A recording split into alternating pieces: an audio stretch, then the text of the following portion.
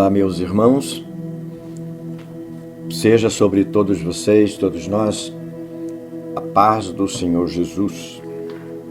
Graças a Deus por esta oportunidade renovada por Ele e a nós. Um novo momento nós temos para refletir sobre a Sua Palavra e como a Sua Palavra é edificante, como ela nos diz respeito, como ela nos fala a alma, como ela traz consolo à nossa percepção, à nossa mente. Ela nos edifica, ela nos faz crescer no sentimento, crescer no temor, crescer na esperança. São bem-vindos para esse momento que nós temos tomado semanalmente para juntos podermos comentar, aprender com o objetivo de crescer no entendimento e na compreensão de quem é o Deus a quem nós servimos e adoramos e a forma como Ele se relaciona conosco e o que é que Ele espera de cada um de nós. Propósito, nós estamos refletindo por esses sábados sobre a santificação do nome de Deus. E no sábado passado nós pensamos com base em Levítico capítulo 10, versos 1 ao 3, que nós vamos retomá-lo hoje no momento da nossa reflexão, no andamento da nossa análise aqui. Então pensamos no sábado passado sobre a santificação do nome de Deus com base no episódio narrado em Levítico capítulo 10, versos 1 a 3, e aquele episódio que foi uma grande lição passada aos nossos irmãos naquele momento, quando eles caminhavam pelo deserto ainda, e que tem repercutido, tem falado a todas as gerações e nos alcançou. Nós estamos a pensar por esses dias a respeito à santificação do nome de Deus. E a gente faz lembrado aquela palavra de Jesus, quando diz: quando vocês se dirigirem ao Pai para a oração, vocês devem se dirigir a Ele reverentemente, dizendo, tendo em mente a seguinte verdade: Pai que está no céu, Pai nosso, o seu nome seja santo no meio de nós. E é só desta maneira que o nome dele, a presença dele, vai nos acompanhar nos nossos ritos e no nosso viver diário. Deus não estará conosco de outra forma, dizendo sobre isso: Deus está conosco enquanto o seu nome for santificado por nós e no meio de nós. Mas Ele não estará conosco quando acontecer o inverso, quando o seu nome não for devidamente reverenciado no meio de nós. Do que nós aprendemos no sábado passado, a gente percebe que há um interesse da parte de Deus em nos fazer compreender que Ele é Deus. Nós, a humanidade, tem a convicção de adoração das mais diferentes maneiras, e isso em função daquilo que nós chamamos, a Bíblia chama de idolatria. Os homens têm se acostumado a adorar e fazem isso com muito cuidado, por vezes, com muita reverência, adorar a deuses que não correspondem. Tudo o que eles fazem, quando se trata de idolatria, quando se trata de adoração de outro ser que só existe na imaginação das pessoas, tudo o que se faz sem retorno. Quem adora um ídolo, adora porque diz que o ídolo quer ser adorado. Outras vezes se manifesta reverentemente diante do ídolo porque diz, a própria pessoa, o adorador diz, se eu não me manifestar dessa maneira, ele se irrita, ele se volta contra mim e assim por diante. Mas isso é tudo na imaginação do adorador. Deus não, o Deus ou os deuses que os povos adoram, que a idolatria, eles não respondem. Mas quando nós falamos do Deus da Bíblia, a gente fala de um Deus que pede, que manda, melhor dizendo, que nós o adoremos e ele diz como. E se nós não o adorarmos da forma como ele diz que nós devemos adorá-lo, ele simplesmente rejeita a nossa adoração. Entenderam? Isso é maravilhoso. E o nosso texto base, Efésios, no capítulo 1, versos 1 e 9, a gente lê assim a palavra de Paulo. Paulo, apóstolo de Jesus Cristo, pela vontade de Deus. Veja só. E como é que nós podemos saber que foi realmente pela vontade de Deus? Porque Deus se manifestou na vida de Paulo. Nós poderíamos aqui dar a maior visualização, visibilidade ao ocorrido quando Paulo se encontrou com Deus ou quando Deus se encontrou com Paulo no caminho de Damasco. Entenderam? Os ídolos não fazem isso. Os deuses dos homens, que os homens dizem adorar, não fazem essas coisas. Mas o Deus do céu, o Deus da Bíblia faz. Paulo, apóstolo de Jesus Cristo, pela vontade de Deus. Foi Deus que encontrou-se com Paulo, fez com que ele ouvisse a sua voz, e a sua voz dizia: por que você se levanta contra mim? Eu vou te enviar para cá ou para lá, você vai sofrer por mim, você vai colocar a sua vida para minha adoração. Olha só, nenhum outro Deus faz isso. E Paulo então diz: eu sou apóstolo pela vontade de Deus. E a vontade de Deus, ela foi revelada não só a mim, mas ela foi revelada a toda a igreja. E no verso 9 ele diz: olha, Deus, ele descobriu-nos o mistério da sua vontade. De novo, Deus se fazendo conhecer, ou se dando a conhecer, se fazendo conhecido. Deus revela a sua vontade. A palavra de Deus é toda a inspiração dele para nós. Homens escreveram o que nenhum outro jamais escreveu, porque eles escreveram debaixo da inspiração de Deus. E Paulo vai dizer: ele nos descobriu o ministério da sua vontade. E aí, segundo o seu beneplácito. O que é beneplácito? Segundo a sua autoridade. Ele se revelou para nós como alguém que fala com autoridade. Ele fala do que ele decidiu falar. Ele propôs em si mesmo nos falar. É uma instância superior, é alguém superior, revelando o que ele deseja, o que ele exige, aliás.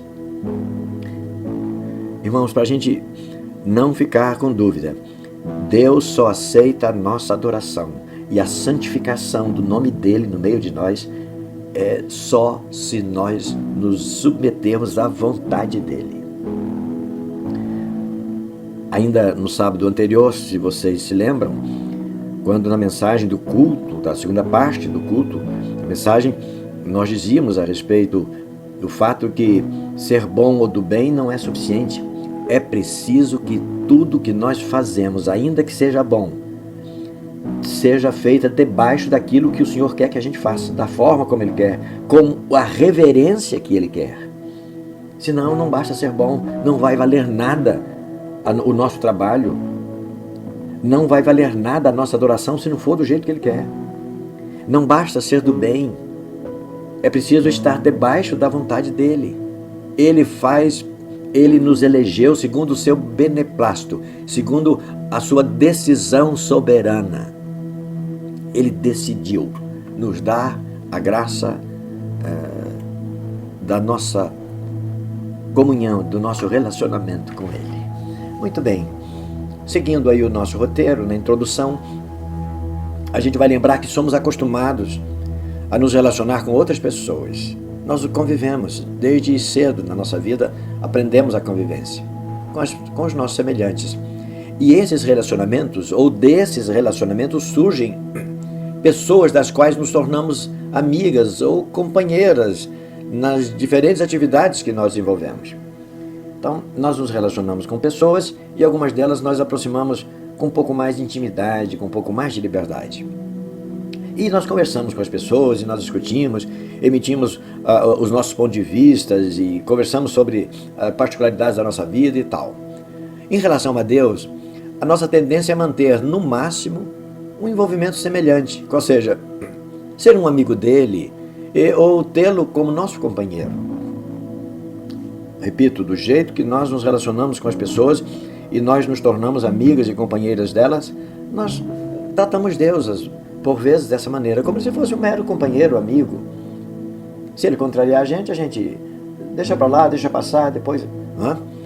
Entretanto, a divindade, o Deus que planejou nossa vida e nos criou a sua imagem e semelhança, deseja manter conosco uma relação muito superior à de um simples amigo, ou de um eventual companheiro que passou a seguir conosco pela mesma estrada pela qual seguimos nossa vida.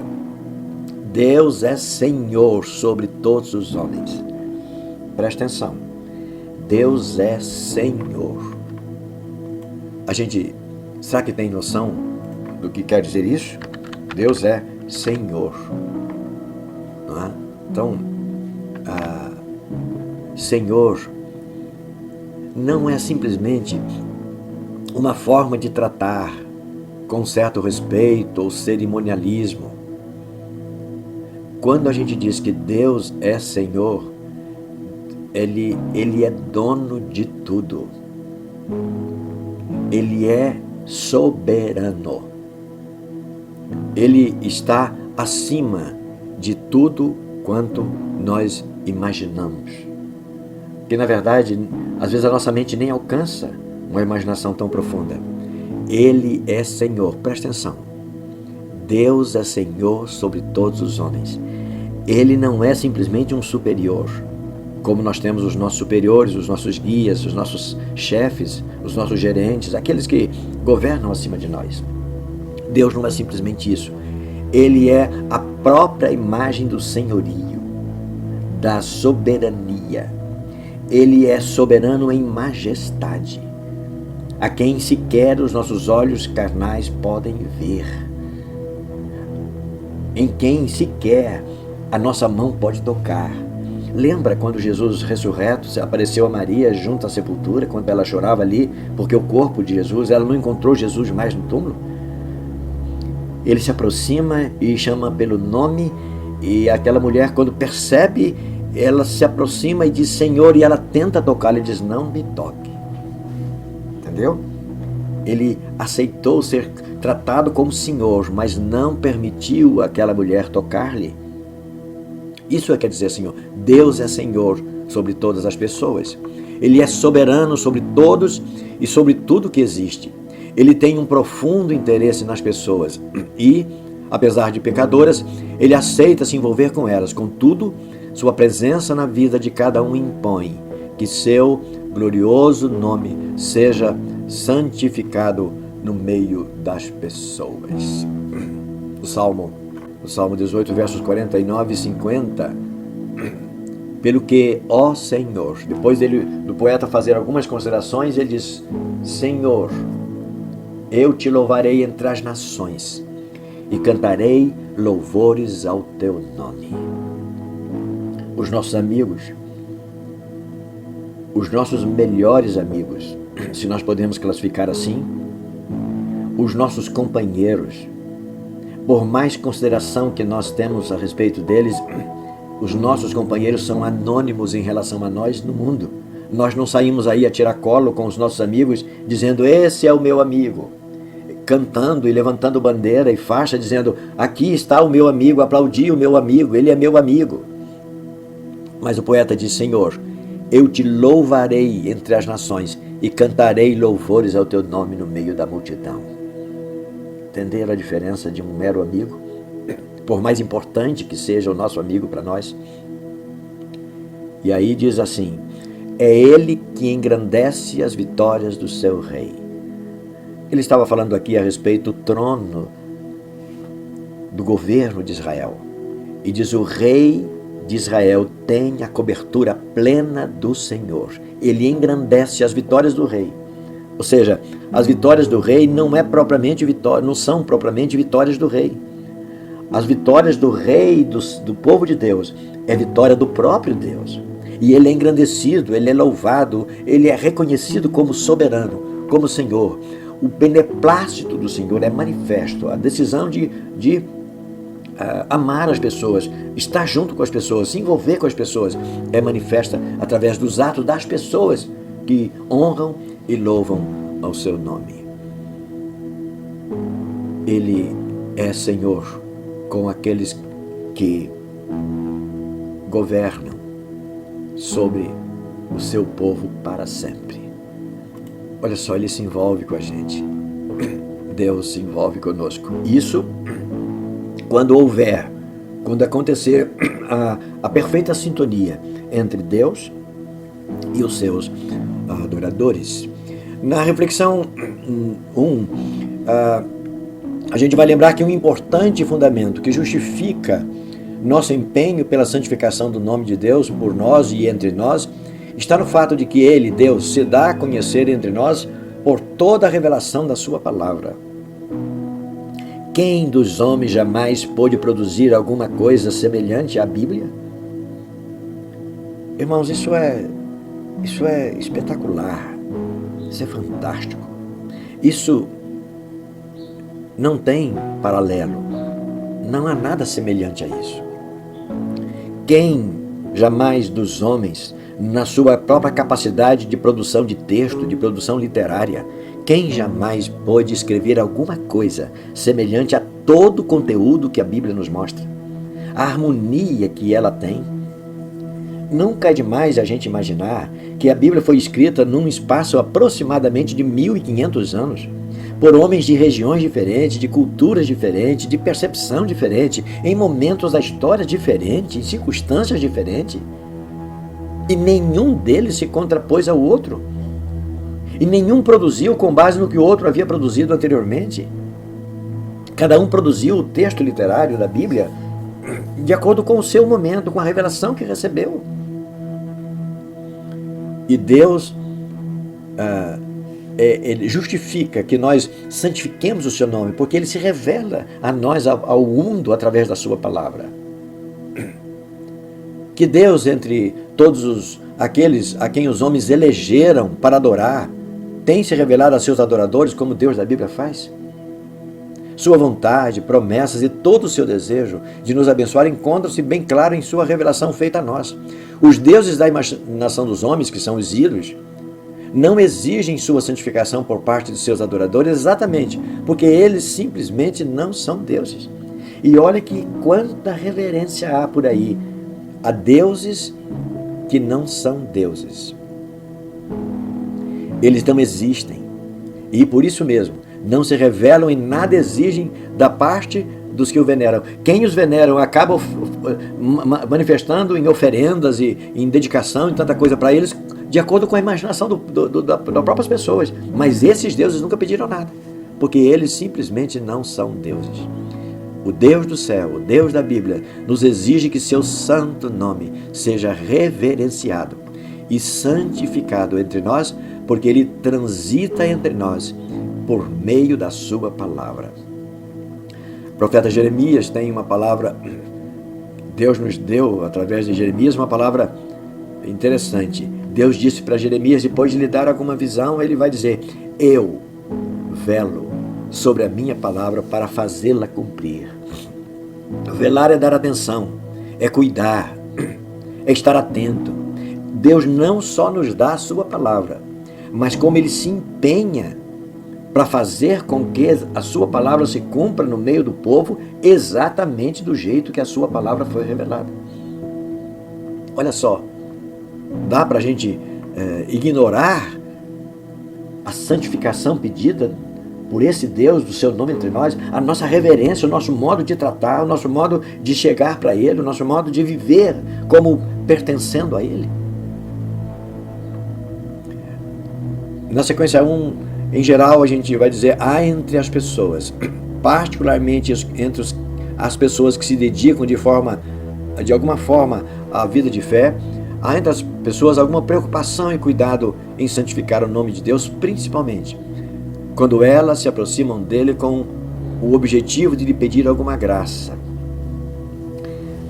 Quando a gente percebe, quando as pessoas se aproximam de Deus, precisando dele, esperando da parte dele alguma graça, alguma bênção, aí então a pessoa chega mais contrita, chega mais humilde, chega com menos arrogância, com mais inclinação. Ou quando elas se aproximam da mesa do Senhor na Santa Ceia. São esses dois momentos que a gente percebe alguma tendência mais voluntariosa e natural das pessoas em se colocar para adorar a Deus, porque ela precisa de uma graça, ela precisa de um socorro da parte de Deus. Ou quando ela se aproxima da ceia, porque é um fato sui generis. Só na ceia ela tem aquilo que ela vai, naquele momento, se envolver com aquilo, participar daquilo. Mas o ideal seria que a nossa vida fosse permanentemente, dia e noite, o nosso gesto, as nossas palavras, a nossa conduta, o ideal é que fosse tal como que naquele momento em que nós estamos aflitos esperando uma graça de Deus, no sentido da reverência, do cuidado, do pensar, ter em mente, diz, olha, eu preciso do Senhor, eu preciso de Deus, bendito seja Deus, louvado seja Deus, e assim por diante. Isso devia ser constante, porque Deus requer que cada um santifique o seu nome em tudo o que faz como seus adoradores, em todos os momentos da vida, não apenas em alguns momentos de acordo com as circunstâncias. E dizendo de outra maneira, santificar o nome de Deus se faz por atos contínuos e não ocasionais. E isso porque a glória de Deus é constante entre os homens, os seus adoradores. A adoração deve ser contínua, porque Deus é constantemente aquele que caminha conosco. No nosso sono da noite Ele está nos protegendo. Nos nossos passos do dia Ele está nos acompanhando. Nas nossas decisões da vida Ele está nos inspirando. Nas nossas tristezas da vida Ele está nos acolhendo. Nas nossas alegrias Ele está vibrando conosco. Ele é Deus durante 24 horas por dia. O profeta Malaquias vai dizer no capítulo 1, verso 11: desde o nascimento do sol até o seu poente, será grande entre os povos o seu nome. Ele, falando direto pelo profeta, ele diz, o meu nome vai estar como um nome poderoso, de valor, do nascimento do sol até o seu poente. E em todo lugar se oferecerá ao meu nome incenso e uma oblação e uma oferta vai ser trazida por todas as pessoas, uma oferta pura, sem contaminação, sem rodeios, não recheada por interesses, por vanglória, porque o meu nome será grande entre as nações, diz o Senhor dos Exércitos. O meu nome. Ele vela pela sua palavra, porque na sua palavra, como diz no profeta Jeremias, capítulo 1, verso 12, ele vela pela fazer a sua palavra cumprir, porque na palavra dele está a grandeza, a majestade, a soberania do seu poderoso nome. Na reflexão 2, dizemos que em nossas orações, em nossos louvores, em nossos pensamentos e em nossos relacionamentos, um sentimento deve nos acompanhar continuamente.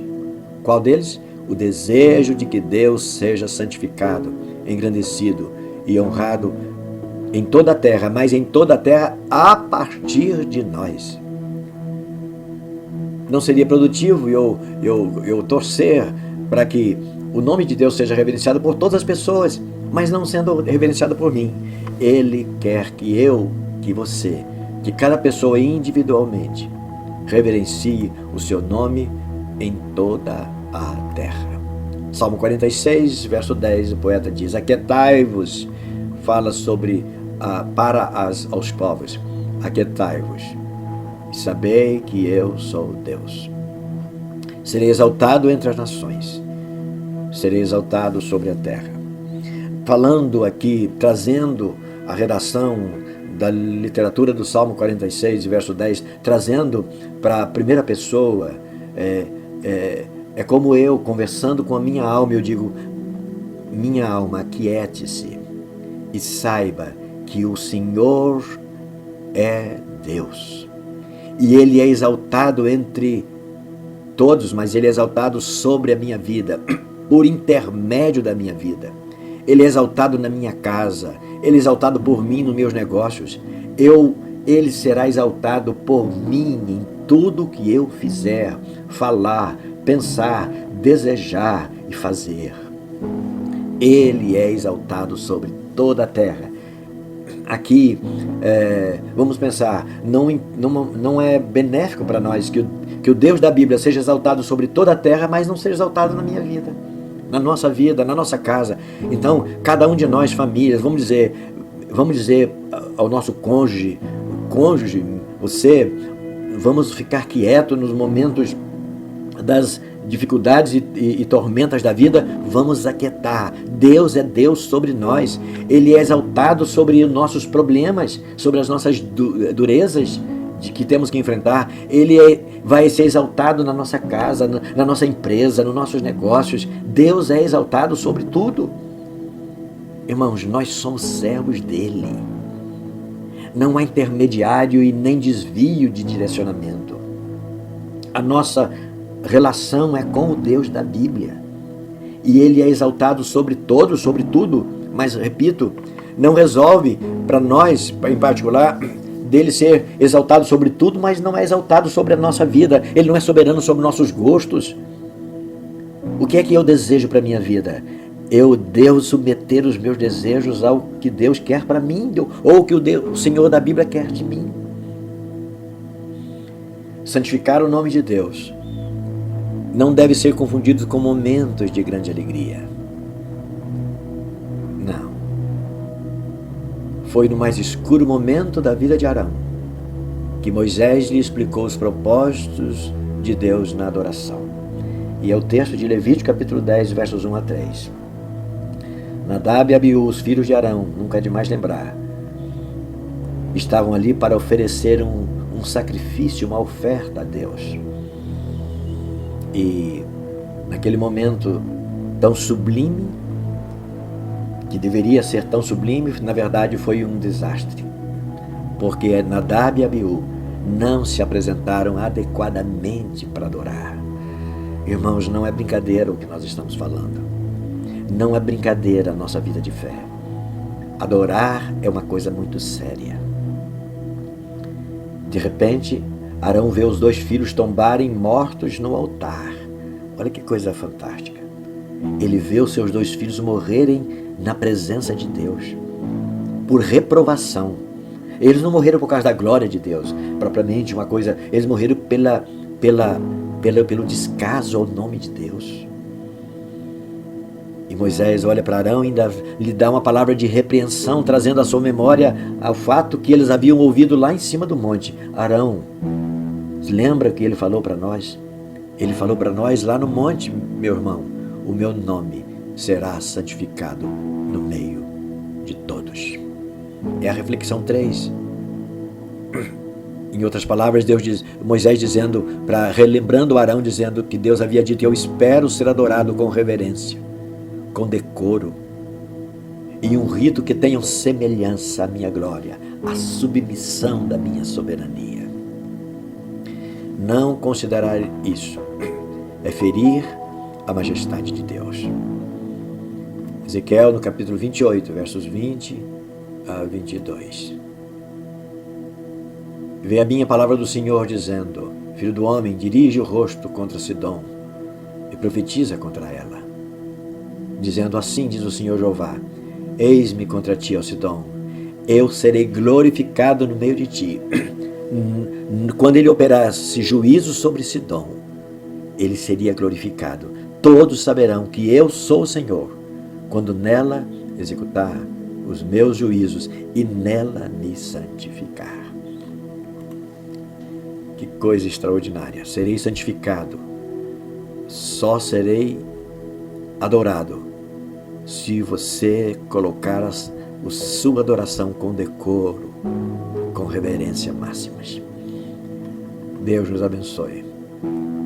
Ele deseja que o seu nome nos faça compreender por que Ele quer que o seu nome seja santificado. Porque Ele quer estar conosco. Não simplesmente como um amigo ou companheiro. Ele quer reverência máxima. Porque é ato de bondade dele.